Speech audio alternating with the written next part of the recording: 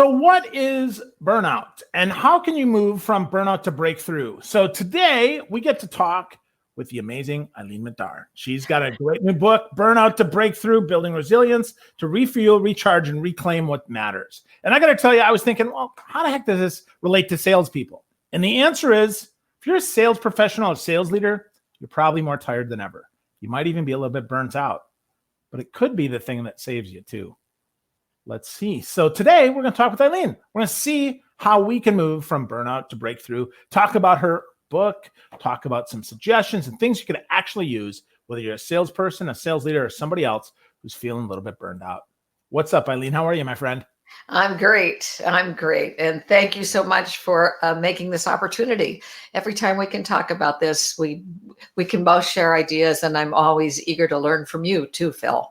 Oh, thank you. Well, this is fun. So I like I said in the intro there, I was like, burnout to break. I don't know how this fits, but as we talked about it more, I'm like, oh my gosh, this is so important. So let's start with defining burnout, because I think that's an important place for us to start. So what does burnout mean as you define it, please? Well, I really think I like the definition that Herbert Freudenberger did back in the 70s, where it is to exhaust one's resources, mental, emotional, and or physical, by excessively striving to reach some unrealistic expectation imposed upon by yourself or society. So we have these pictures of what we're supposed to be doing. And the symptoms are everything from, obviously, it's exhaustion. It has a tremendous amount to do with exhaustion, irritability. You're disenchanted with the work that you were doing. People will say you don't smile anymore. You can be overdoing alcohol, overdoing eating, or underdoing. You're not sleeping at all. You're restless, you're unhappy. So it goes everything from just a little match all the way to a full-on 10-alarm fire. So what's interesting about this burnout, Phil, that just intrigues me, because I've been talking about resiliency for the last 19 years, in addition to communication and leadership, is that in the last 3 years, I remember Freudenberger defined this in the mid-70s, in the last 3 years, almost every program I did connected to resilience, they wanted in the context of burnout. So this has become a huge issue, not just for salespeople, for everybody. And the World Health Organization last year in May declared it, put it in its classification of diseases, even though they didn't call it a disease. They called it an occupational hazard and a global one. And the amount of money, you talk about sales, the amount of money that is lost due to burnout, to stress. In the United States, actually North America, it's over $300 billion a year. A year. Wow. $300 billion. Wow. That would be about my last quarter. So that's really good. That's a realistic number there, but wow, that's so much, 300 billion with a B. So how do, I guess let's get started here. I mean, how do we know when we're burnt out? I mean, does like our watch go off and say, Phil, you're burnt out? Or how do we understand that? Like, what's the symptoms? Well, first, exhaustion really is one. Now, exhaustion can be physical exhaustion. It can be mental exhaustion. It's like, I can't even think about this anymore. I just don't want to go there. It can be that your best beloved is telling you you're paying more attention to your smartphone than you are to me. We haven't had a conversation in a very long time. It might be that your children won't open the door for you because they've been told don't open the door for strangers. And you're the stranger because they haven't seen you. And it can also be reflected in some physical ailments like hives. It can be in, like a shortness of breath. Now, I'm not being a physician here. There certainly are other things that could get that. But it has both physical implications as well as just behavioral implications. And I think most people don't want to admit when they're getting burned out. Yeah. Yeah. Well, it feels like weakness, right? I mean, I'm supposed to be able to do more, right? I'm a guy and I'm supposed to just plow through and make this stuff happen. And yet that's not the truth at all. I mean, well, it isn't. That, right? And, the very first case study in the book was this, it's one of the things I say, what's a trigger? It's the thoughts in our head. It's personal history. What the history is constantly saying, you're supposed to be this way. Oh, Phil, gosh, your grandfather's depending upon you. He always thought you were the smartest grandkid. I'm making this up. So I can't let my grandfather down. Can't let my grandfather down. Well, my first case study, he worked 3 jobs, and he was first generation from India, living in Canada, and decided I just have to work this way. Well, he had and I'd almost have to get my book to be specific, but Hamas had 1 to 2 hours sleep in the course of 3 days.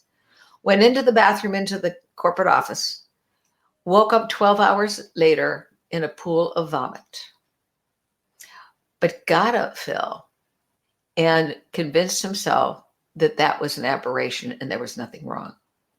And it wasn't until there was another incident in which he literally was almost catatonic, so he couldn't move out of his chair. Now, obviously, this is the extreme. But the point here is we can try to convince ourselves we're not listening to what our bodies often tell us, what our brain wants to deny. Yeah, that makes so much sense. I can tell you when I'm totally wiped out, even if my brain isn't hitting it there, I need to sleep, or I like almost force myself to go take a walk and clear my head out, or at least get my butt off the chair. I mean, my Apple Watch helps remind me every hour, hey, dude, get up. You haven't moved. But sometimes I do that for 3 hours. Well, you're lucky to have an Apple Watch. Not everybody has an Apple Watch. Yeah, no, absolutely. And what you just said actually is one good strategy, is that you move. If we want to begin to get our life back in control, one of the first places to get it back in control is physical. And physical has to do with this body here. You said sleep. Oh, man, sleep. But it's also our physical surroundings. If you're sitting wherever you're working, right, and we haven't even talked about working at home, because that adds a whole new complexion to this idea. But where you're sitting right now, if you can't even find it because of all the stuff that's piled up around, and you spent 3 hours looking for it, well, that in itself you can just imagine, it's like I'm being inundated with all these files and everything is coming down on top of my head. If you can even physically clear, only put in front of you, if I'm going to make a sales call, just give me the one sales call right here. Don't pile up 45, because instead of paying attention to the one, my eye is over there on the other 45 I'm supposed to do. So just do the one and then go to the other. Yeah, that's good suggestion, right? As we're looking to prepare better for those sales calls, we have to prepare one at a time, but we could prepare and group them based on people, like personas, like people that might have similar conversations. Take some notes, but don't over prepare in such that everything is cluttered. I think that's really a good reminder. And as I look in my space, because I just moved, I'm like, okay, yep, all right, pretty good. And now I have to make sure we have that clean. But yeah, you said work from home, and that is interesting, right? We've all moved, or most of us have moved, to a work from home model where we're working from home, and we have to unclutter. So how do we, what added change or challenge does that bring us, Eileen, as we're looking at how does that burn us out even more? Well, let me give it in a couple of layers. One is, there is a transition between home and, quote, the office, however you define that to be. That transition space is actually sometimes very, very valuable. The transition is gone. It's not, I can't escape from my surround. I'm here. So that inability to have a break between, quote, the work over here and the home over here, they're now intertwined. The other thing is that, this is going to sound very crazy, it's the increased amount of loneliness. The people that I could interact with, even if I only saw them, down the hall, or we might grab a cup of coffee over here. So I have limited contact. So this also says is that not only I don't have the physical place, but also it is potential that within this, quote, home, it's not just me. I have a spouse. I have 3 kids. I have a dog that needs to be walked. And my spouse is also working. And we don't have an office. We're both trying to share the kitchen counter, or the dining room table. So the closeness, can just sometimes be really overwhelming. So what the opportunity is, and I always like to look at what the opportunity is. The opportunity first is to have some real transparent, open conversations with the people who inhabit your living space. Who needs what? What hours can we do this? And it's your turn to walk the dog Monday, Wednesday, Friday. I'll walk the dog Tuesday, Thursday, Saturday, whatever that. But we really have to understand this is a unique environment. It also sometimes will give us the opportunity to become closer to the people at home because we are there. When I take a break, I can go read to that 4-year-old. I can go say, let's go outside and in the backyard, let's throw a ball together. I can't do that when I'm in an office. And the other opportunity, I think, Phil, is that it's an opportunity if you are managing a remote workforce, that instead of just sending down the, every 2 days, here's your assignment. How are you doing? And we, most of the time, anyway, we're doing stuff with email. That now I actually get to look at people. I think there is a real benefit in Zoom, even though people, laugh. But I mean, you're in Florida, I'm in California, but here we are looking at each other. And so if I have my team around me, I want to first say, I want to know how you guys are doing. Tell me what was the best thing that happened yesterday for you. What is it that we've got you doing that now that you're stepping back, you say, you know what? This doesn't make much sense. This is a great time to create new ways of doing business, new processes. So often what burns us out is crap that we shouldn't be doing. We need to dump the stuff that doesn't work. Yeah. And by being away from the office, all of a sudden I'm going to find some stuff that, as one hospital up in Canada created, they called it gross. Get rid of stupid stuff. So we have an opportunity to say, why am I doing 25 sales reports? The truth of the matter is you only want one. Why am I doing 25? And oh, by the way, I spent, and listen to somebody do this, spent 3 full days creating a report like this big, went into the manager, put it down on the desk, and the manager wanted it right away. And by the way, we need to know how to negotiate assignments to get rid of some of that workload. So that when the manager said, I want it right away, person stopped, did everything right away. 3 days later, here's the report, goes in. In this case, obviously, we're not locked down. Takes the report, flips to the back page, read the summary. Didn't need the Excel spreadsheets, didn't need the flow chart, didn't need the P&L, didn't need the graph.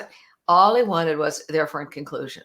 So there were 2 negotiation points there that the person who was getting number one said, what do you mean by right away? Because actually, when the report was presented to the manager, the manager said, oh, wow, that was quick. Yes, you said right away. Well, by right away, I figured if we had it by the end of the week. Ooh, that's very different than right away. And then never said, exactly what do you want? Because if I had asked that question, I didn't have to do this. All I needed was this. Wow. That's so good. I mean, I had similar things when I was in leadership as an IT leader where I did the same thing. I went in, I eliminated 100 reports and created one. And that was super, super helpful. You get rid of stupid stuff. That resonates with Ben here, right? Really, really strong on that. And Leah here says that people renew our energy by interacting after work, right? It's been hard, absolutely way hard for me too. As an extrovert, I struggle with that. And how do we do that at home? Jason Wisher says a shared calendar so we can communicate and plan. Really, really good. That's a great one. And also as a manager, that you allow them to plan, particularly if they are sharing that environment with other people, another family, that calendar, you're allowed to create special time for the family. Because I think what we've seen is in this initial work from home, people are working harder than ever before because I have to show some kind of results. You're not seeing me sitting there. So we want to be able to honor the fact that work and life are not separate. It's like the DNA molecule. They go like this. They spin. We have to put them together. Yeah. Yeah. So true. So true. And grateful for Zoom, right? Ben says that video conferencing is a great opportunity more. So yeah, it's more social, but in some ways it's also less, right? We don't get that opportunity, as Leah mentioned, to actually touch, right? To actually go. I think the difference is, right, the belly to belly versus the eyeball to eyeball, because in between there's our heart. And sometimes that, you know. I love it that you said, and I'm a hugger from way back. So this is really hard. So when I go for my run in the morning, I'm really happy if somebody's walking a dog, because the dog is generally on a 6-foot leash. So I can at least pet the dog. That's a cute little kid in that thing. But here's how you get the heart, is that our conversations aren't just name, rank, serial number, and what was the result. Our conversations have to do with our emotions. Our conversations have to do, how do we share something about ourselves?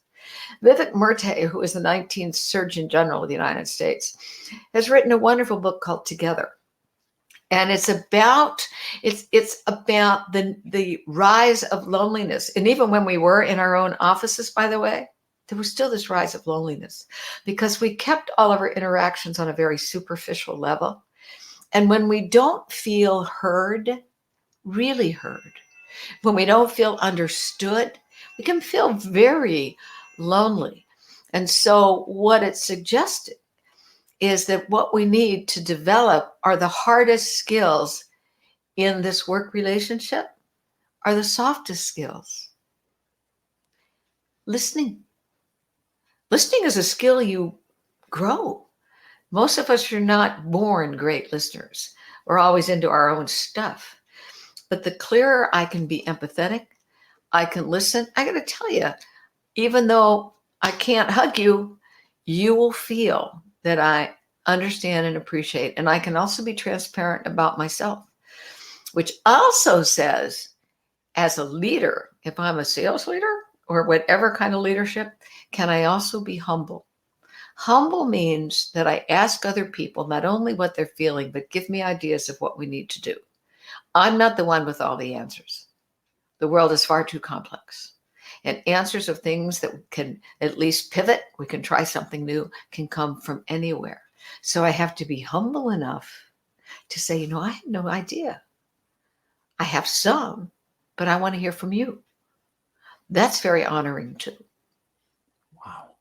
Wow. I love that. And I love that definition of humble and humility, right? That I don't know everything, that all of us is always smarter than any one of us. And I think that's so important.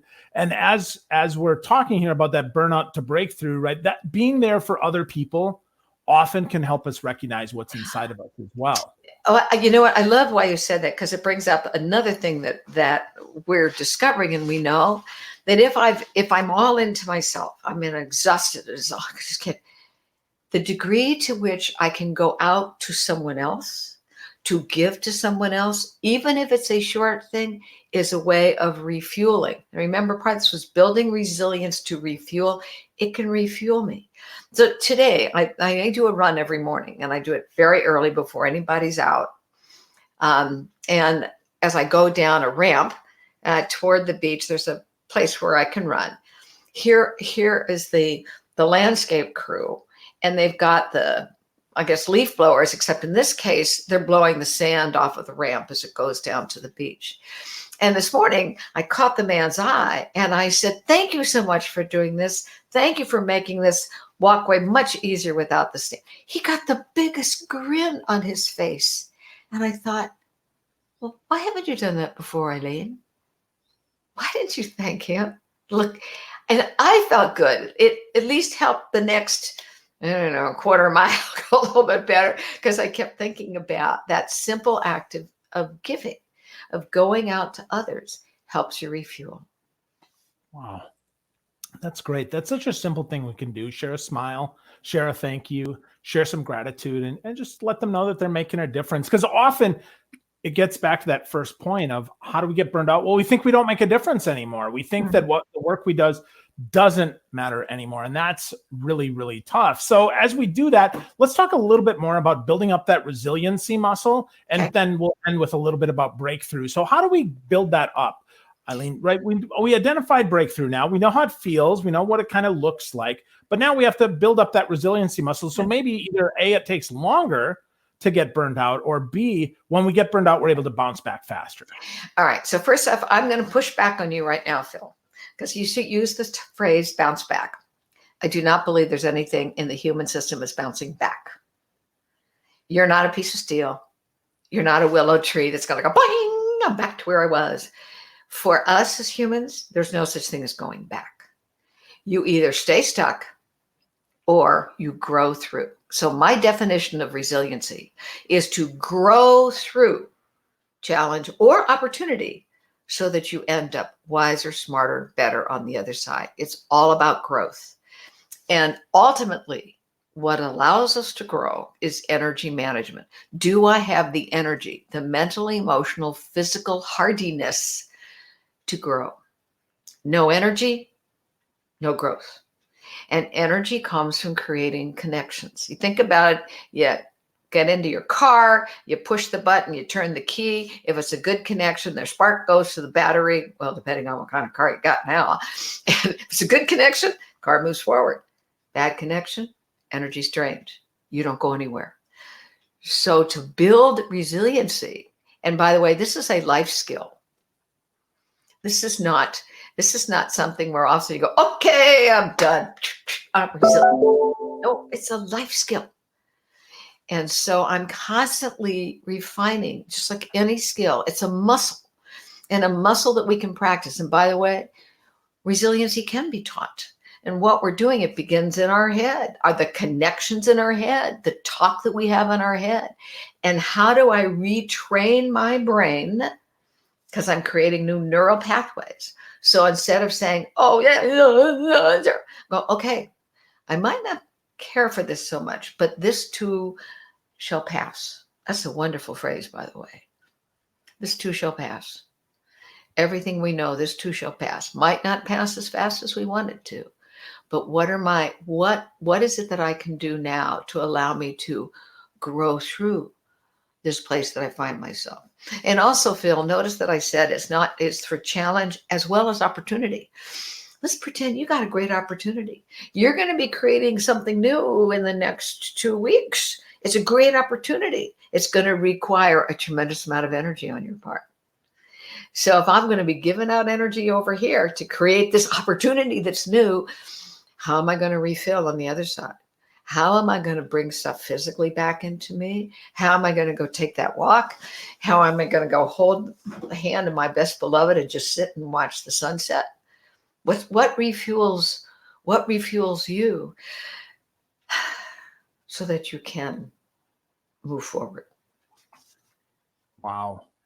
Finding out what refuels us is so important. I really dig that. I mean, sunsets are my jam. I love to be on the beach and to feel that. But whatever it is, I think that's important. And if you don't know what it is, you got to experiment some. You got to do some of that hard work to figure out how you fill your bucket back up. Because if you don't, nobody else is going to. You have to serve yourself first. I was on an airplane yesterday, and I always remember on the airplane, right? They always say you got to put your oxygen mask on first. You got to put your life vest on first and save yourself first. Even though I got the 4-year-old sitting next to me, I know that I have to save myself first. And that's sometimes a hard lesson for those of us that like to give, right? That feel like have an endless supply of energy, because that's just not the case.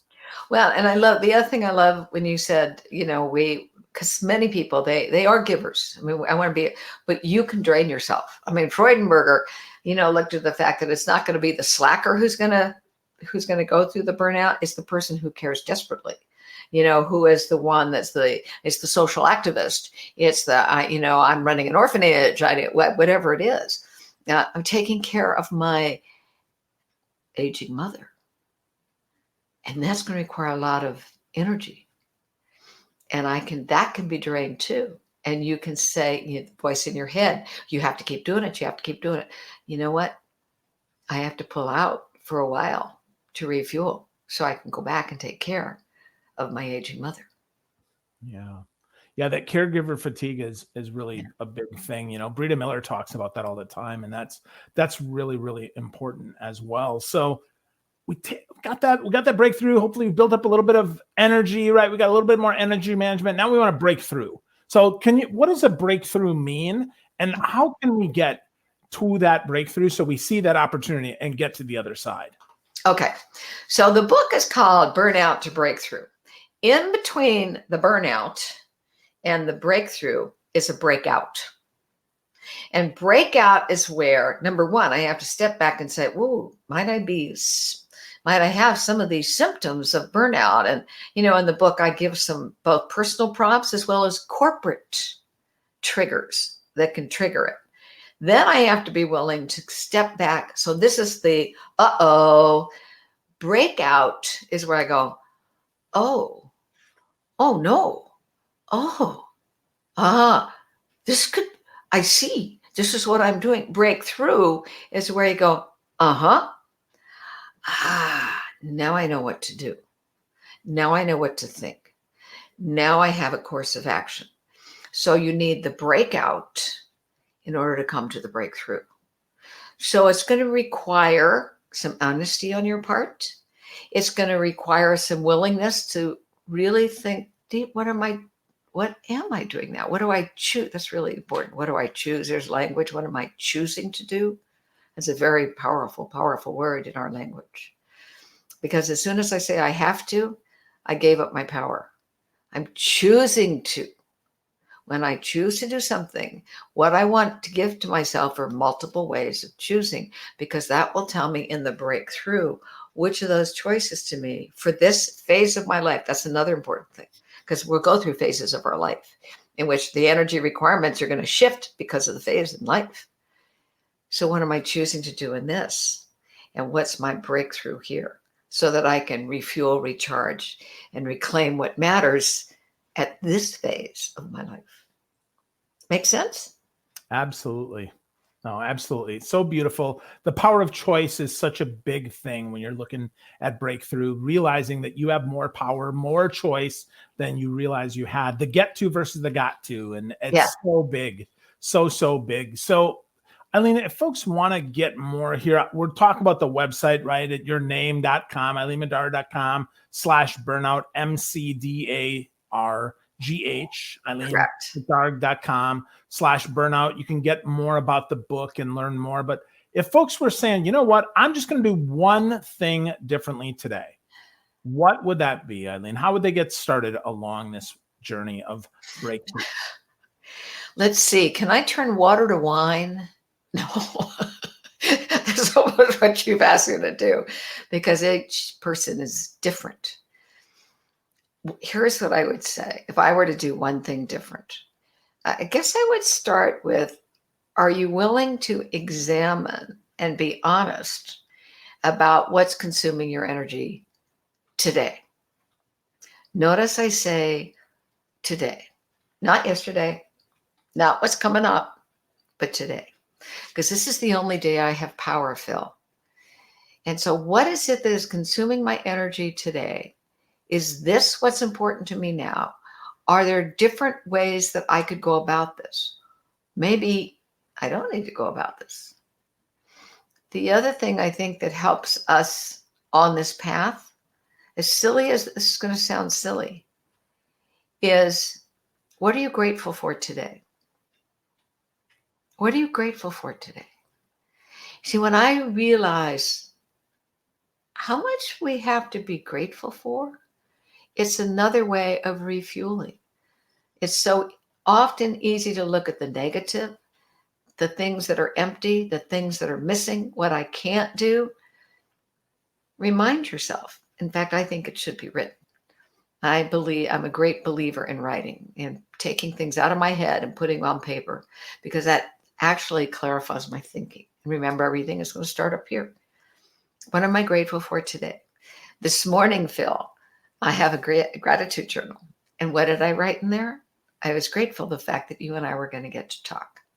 I'm grateful for the fact that the book came out yesterday, and we're seeing such really positive responses to people who found value there. That can feed me for today. Yeah. Wow. Wow.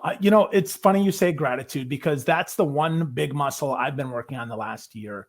Every day I try to be grateful for 3 different things. Just find something small. Sometimes it's something big, but sometimes it's something small. And it just reminds me that everything is a choice, and that I have power so that I can work through those things, as you mentioned, which is really cool.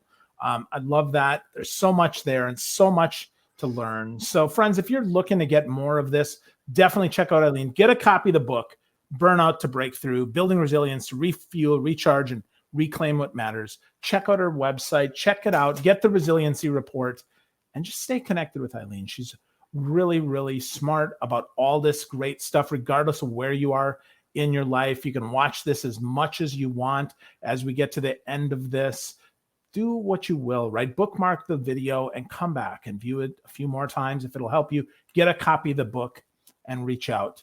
Be grateful for everything that's here, as I'm grateful for you, my friend. Love you. You too, my friend. Thank you for everything. This was beautiful. Thanks. Thank you.